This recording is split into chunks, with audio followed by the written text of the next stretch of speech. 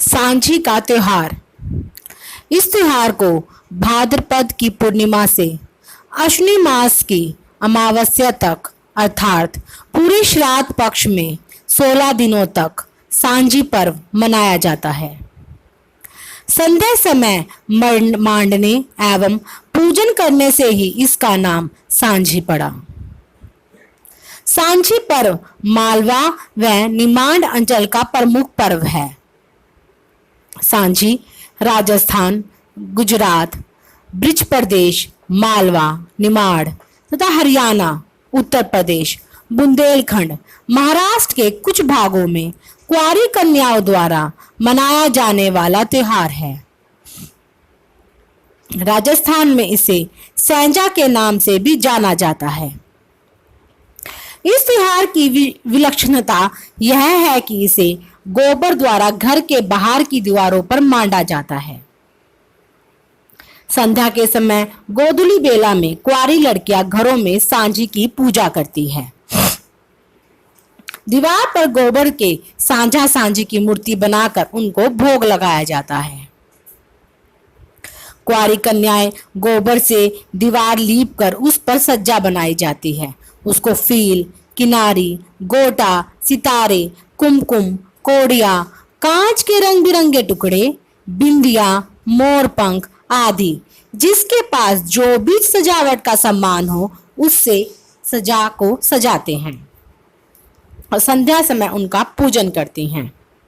प्रतिदिन शाम को कन्याएं घर घर जाकर संध्या देवी के गीत गाती हैं एवं प्रसाद वितरण करती हैं।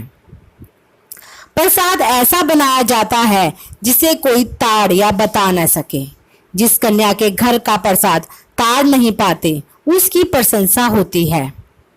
पूर्णिमा से लेकर बारस यानी द्वादशी तक विभिन्न प्रकार की आकृतियां बनाई जाती है। हर आकृति हमें संदेश देती है, जैसे सूरज, चांद, तारा, जनेऊ, सप्तऋषि, बदनवार, स्वास्तिक, पांच पचेटा, चौपड़, खजूर, घेवर, गुजरी आदि। सजा उत्सव में अष्टमी के दिन 8 पंखुड़ियों का फूल बनाया जाता है। नवमी की आकृति डोकरा डोकरी है। दशमी पर निसरनी बनाई जाती है। एकादशी के दिन केले का पेड़ बनाया जाता है। प्रकृति ईश्वर का स्वरूप है। उसने हमारे शरीर और स्वास्थ्य को जिस समय जिस वस्तु की आवश्यकता होती है उपलब्ध कराई है। द्वादशी यानी बारस के दिन बैलगाड़ी बनाई जाती है। बैलगाड़ी संजा मारना में सबसे बड़ी आकृति है। त्रयोदशी यानी तेरस के दिन घोड़ा बनाया जाता है। एकल आकृति में यह उत्सव की अंतिम आकृति होती है। इसके बाद से बहु आकृति अर्थात कलाकोट का निर्माण प्रारंभ होता है जो 2 दिन चलता है। लगभग 12 दिनों तक छोटी सैंजा मांडने के बाद बड़ी सैंजा बनाई जाती है जिसे 3 दिन तक दीवार पर सजे रहने दिया जाता है। यह छोटी सांझी के लगभग 4 गुना बड़ी होती है जिसकी आकृति 12 कोणीय होती है जिसमें बालिकाएं अनेक आकृतियां एक साथ बनाती है। पहले गोबर से गोहली लगाई जाती है, तब पश्चात करीब 1 इंच ऊंचा दोहरा कोट बनाया जाता है जिस पर हरी पत्तियां अथवा पन्नी चिपकाई जाती है। सबसे ऊपर गणेशी एवं 12 दिनों तक बनाई जाने वाली सारी आकृतियां इसमें बनाई जाती है। नीचे ही नीचे डोली बनाया जाता है। बंदर, कोआ, खाडिया आदि 12 की ओर बनाए जाते हैं। कोयल पीस कर कोआ बनाया जाता है और कोई काला पंख भी लगा देते हैं। बंदर पर रुई चिपका दी जाती है। क्षेत्र अनुसार आकृतियों में भिन्नता भी पाई जाती है। पशुओं के, पक्षियों के, बैलगाड़ी, घरेलू रसोई के बर्तन आदि की आकृतियां भी लड़कियां बनाती हैं। सैंजा के बगल में दीपक जलाने के लिए गोबर का आलिया भी बनाया जाता है जिसमें 3 दिन तक तेल का दिया जलाया जाता है। 16 दिन के पर्व के अंत में अमावस्या को संध्या देवी को विदा किया जाता है। संध्या के समय संध्या माता की आरती होती है और दौर शुरू होता है गीतों के गायन का। 3 दिन बाद बड़ी सांझी खोल ली जाती है। छोटी सहजा का भी सारा गोबर दूसरे दिन तड़के खोल खोल इकट्ठा कर लिया जाता है। मान्यता है कि देरी हो जाने पर कौवा कुराल जाता है तो शुभ नहीं होता।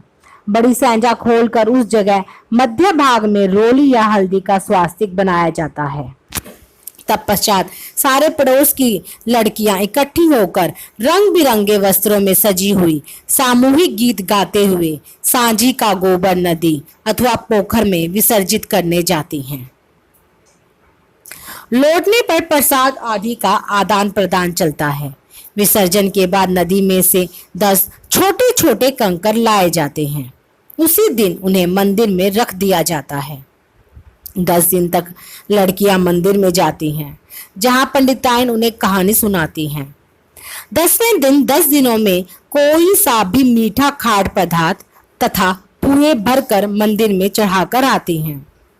उस दिन कहानी भी पूरी होती है। व्रत रखा जाता है। यह दिन दशहरा का होता है।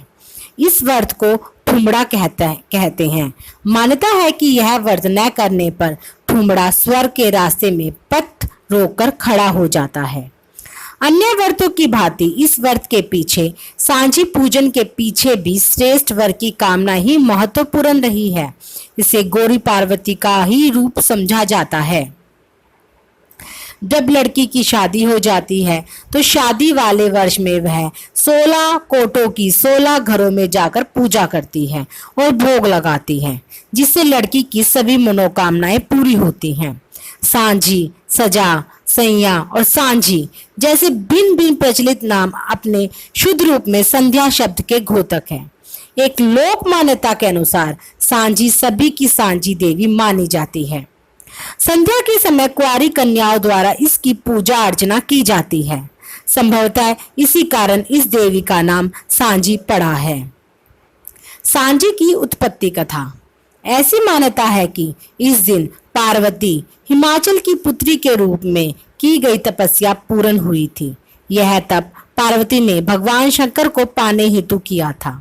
सप्तऋषि प्रसन्न होकर पार्वती को वरदान देते हैं और सांझी के रूप में चिर शाश्वत रूप में पूजे जाने की बात कहते हैं।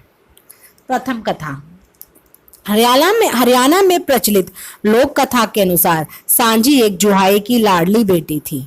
विवाह उपरांत उसके पति ने उसे एक लड़का होने पर उसे घर से निकाल दिया।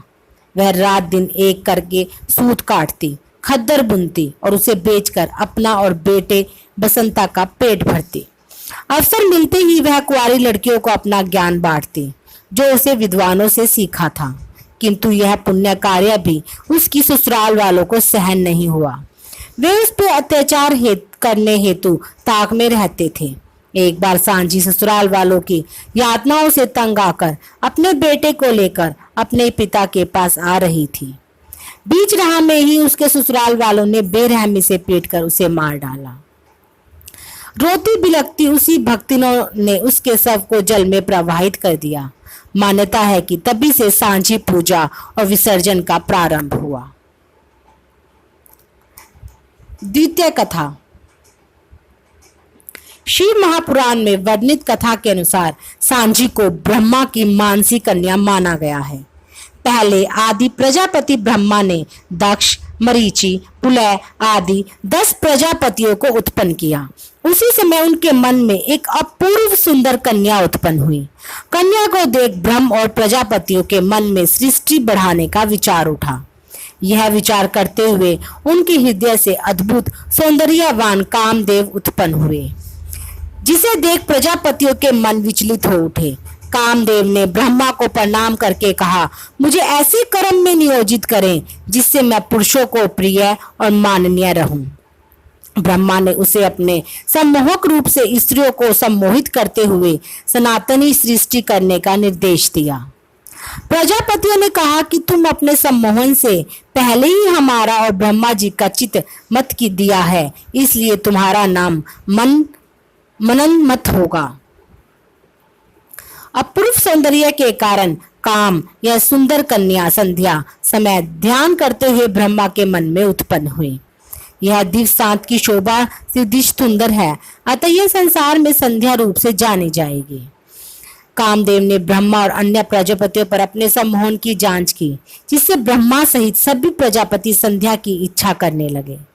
धर्म के आह्वान पर भगवान शिव ने प्रकट होकर सभी को धिक्कारा। काम प्रसंग से संध्या को बहुत गलानी हुई।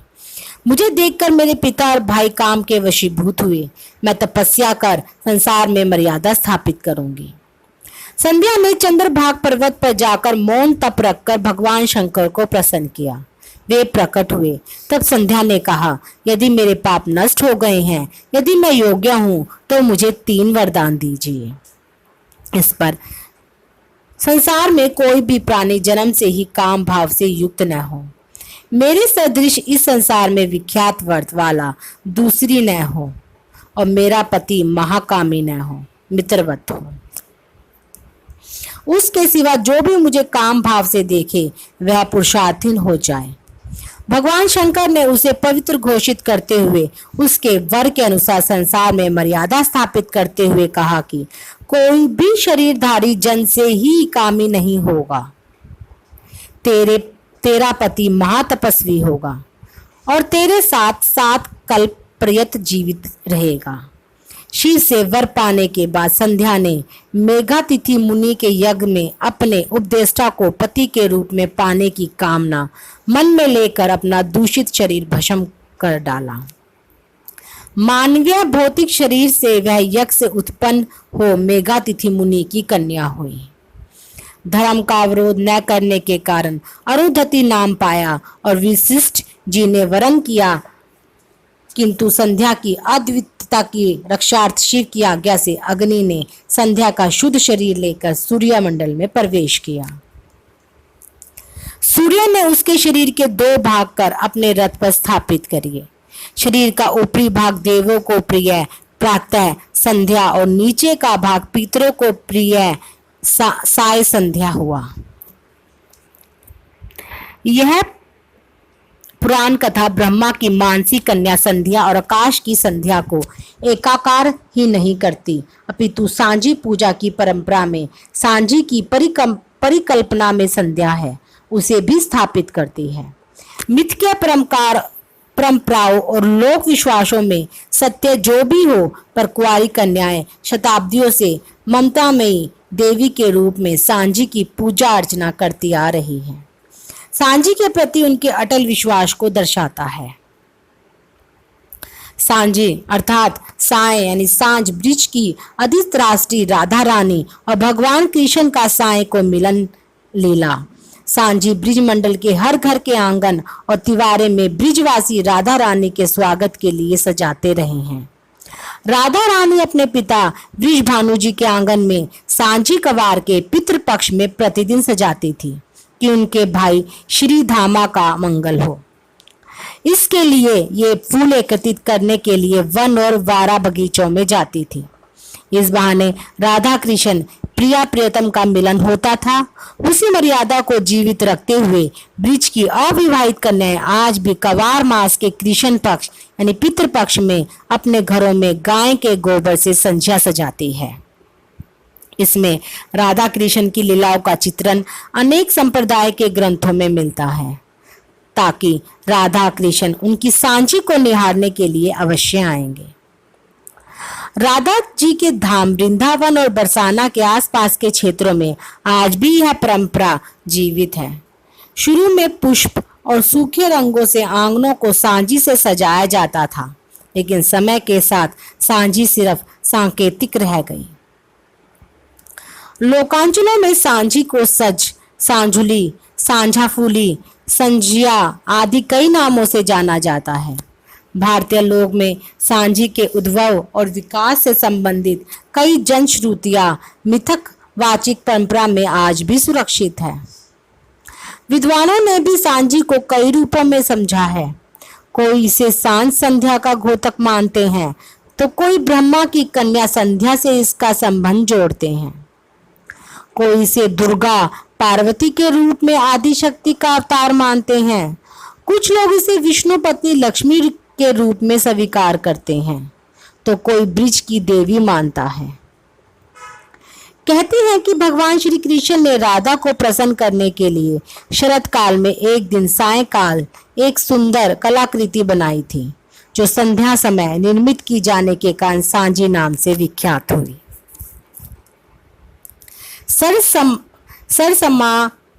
सरस माधुरी काव्य में सांझी का कुछ इस तरह उल्लेख किया गया है कि सलोनी सांझी आज बनाई, श्यामा संगरंग सो राधे रचना रची सुहाई।